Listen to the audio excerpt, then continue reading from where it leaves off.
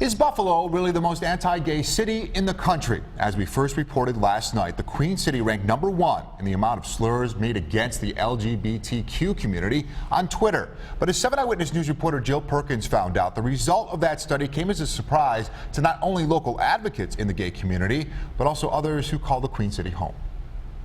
Not here. I haven't experienced that in my living here. We took to the streets of Buffalo to find out what the people who live here think about this. A new study by housing website Abodo that shows Buffalo as the most anti-gay city in the country. I don't feel like that's something that's true to the city that I live in. Well, according to Abodo, it is. The company scanned millions of tweets from June 2014 to December 2015, and according to its findings, Buffalo sent more tweets using slurs against the LGBTQ community than any other city in the country. That's 168 per 100,000 tweets. So is it true?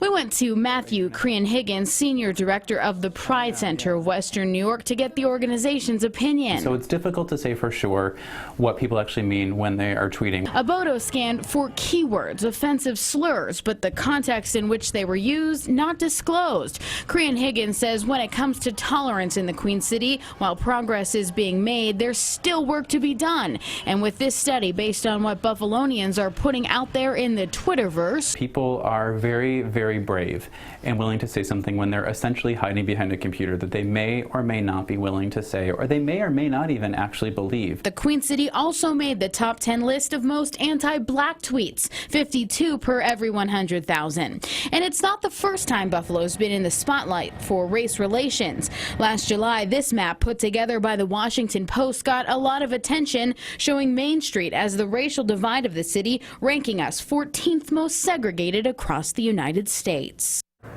So what do you think are these accurate reflections of the Queen City? Let us know on Facebook and on Twitter. In the meantime, if you want to check out the studies or look at that map which shows segregation in our city, just log on to WKBW.com.